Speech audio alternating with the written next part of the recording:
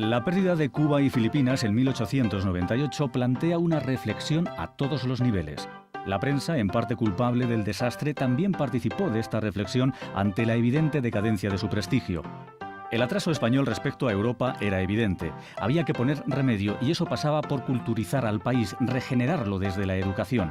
Las ideas regeneracionistas sirvieron de caldo de cultivo a la generación del 98.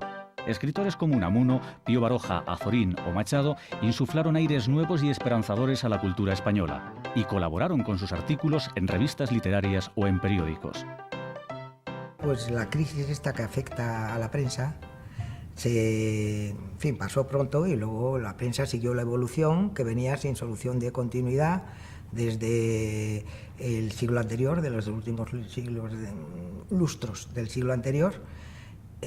Una evolución sin fisuras, sin solución de continuidad que durará hasta la Guerra Civil, en el sentido de un progresivo afianzamiento de un modelo de periódico que entonces llamábamos periódico de empresa o periódico industrial, se decía, es la aplicación del capitalismo a la prensa. Todos lo percibían muy claramente entonces, así lo decían, el capitalismo al fin ha entrado en la prensa, frente al periódico de partido o de opinión. En las dos primeras décadas del siglo XX nacen tres diarios que tendrán un fuerte protagonismo, como son el monárquico ABC, el católico El Debate y el liberal progresista El Sol. Tres diarios distintos en estilo y en ideas, cuyos empresarios editores contribuyeron a convertir el periodismo en una actividad profesional, en una profesión que exigía dedicación completa y, en consecuencia, sueldos más altos.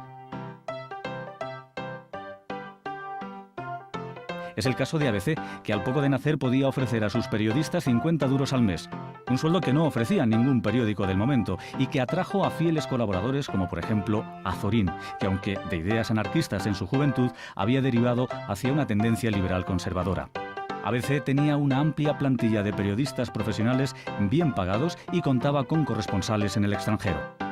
En 1903 empezó como revista semanal, luego bisemanal, aunque desde luego anunciando desde el primer número que el proyecto de su fundador, Torcuato Luca de Tena, era convertirlo en diario en cuanto le llegara la maquinaria apropiada, cosa que ocurrió el 1 de junio de 1905. ABC se declaraba monárquico, su punto de vista era liberal conservador y su tratamiento de la información era ágil y moderno. Su editor, el empresario periodista Torcuato Luca de Tena, había utilizado la misma fórmula gráfica que en su exitoso semanario, la revista ilustrada Blanco y Negro. Por un lado, era un periódico muy bien organizado, concebido como un periódico de empresa, con una administración muy buena. Por otro lado, un periódico que incorporaba, sí, lo gráfico. Otros hubieran podido hacerlo, pero no querían. Eso de los monos parece que era a los monos, se decía despectivamente. Le restaban al texto espacio y se consideraba que eso era bueno para las revistas o para... Pero a veces fue el primero que tuvo éxito en hacer un periódico gráfico. Por otro lado, pues un periódico, como digo, bien montado, que contrata a redactores, se selecciona muy bien a sus redactores, mejor pagados que en otros periódicos, aunque se les exigía dedicación, de modo que se les restaba por la picaresca en que otros iban con la que otros iban tirando, una buena colaboración. Y también creo que debió su éxito en gran parte al hecho de que, dentro de una postura liberal, desde luego, pero era el periódico situado más a la derecha de entre los que se editaban en Madrid, y digo se editaban en Madrid y no madrileños, porque en mucha mayor medida que hoy en día la prensa editada en Madrid era prensa de alcance nacional.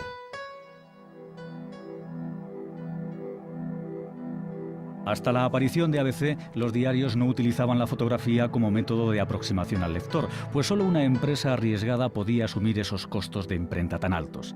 La primera gran exclusiva gráfica que se hizo en España la lanzó ABC en un número extraordinario con motivo de la boda del rey Alfonso XIII y Victoria Eugenia. El 1 de junio de 1906, el diario tenía a varios de sus fotógrafos esparcidos estratégicamente por aquellos puntos de Madrid por donde iban a pasar los reyes tras la celebración de la misa. ABC había lanzado un mensaje a todo aquel aficionado con cámara propia que lograra una buena foto del acontecimiento, ofreciendo pagarla y publicársela. Los reyes salen de la iglesia y hacen el recorrido de rigor. El anarquista Mateo Morral lanza desde un tercer piso de la calle Mayor una bomba sobre la carroza real. 20 muertos y 50 heridos. La bomba no alcanza a los reyes. Llega a la redacción un chico que dice que es el nieto del político mesonero Romanos, tembloroso, pidiendo hablar con el director.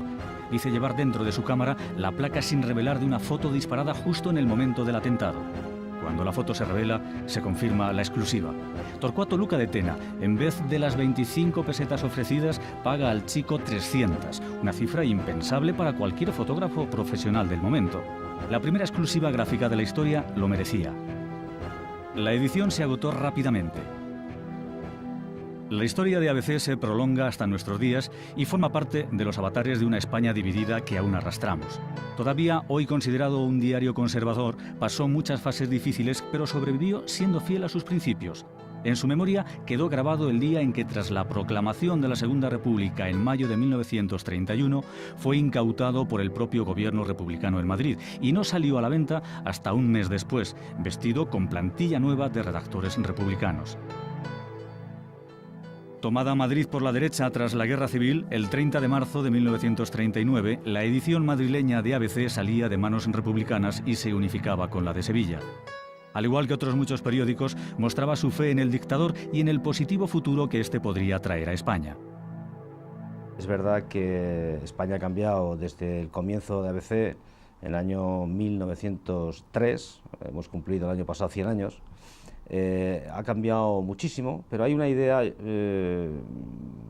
creo que motriz, una idea fuerza en el periódico, que es el servicio a las instituciones, la apertura a un diálogo civilizado y después, muy particularmente, en aquella época que estábamos hablando de la restauración, pero también después de la nueva restauración monárquica en España, un poco el servicio a la institución monárquica.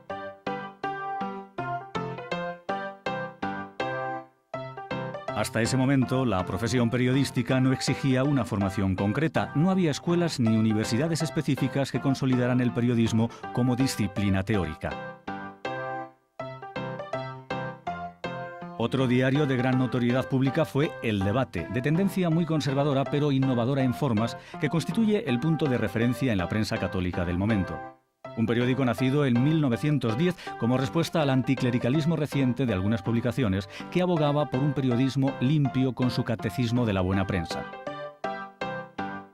Su verdadera fundación, pues es cuando en 1911 se hace cargo de él la Asociación Católica Nacional de Propagandistas y es el primer gran diario católico, el primer diario católico a la altura de los tiempos.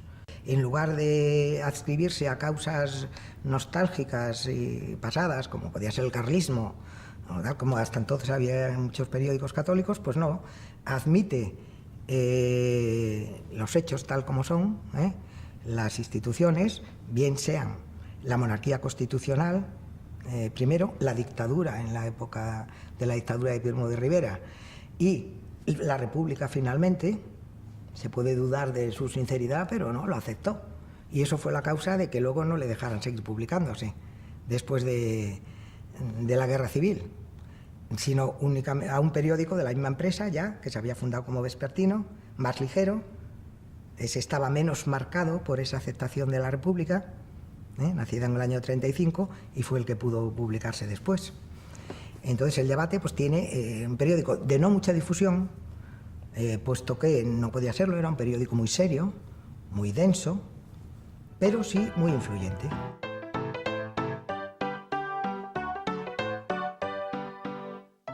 Pero si hay otro diario imprescindible para entender la primera mitad del siglo XX, es el exitoso madrileño El Sol, símbolo de ese hombre nuevo que predicaba el regeneracionismo, encarnación de un liberalismo centroizquierdista que culminó en los ideales que inspiraron la Segunda República.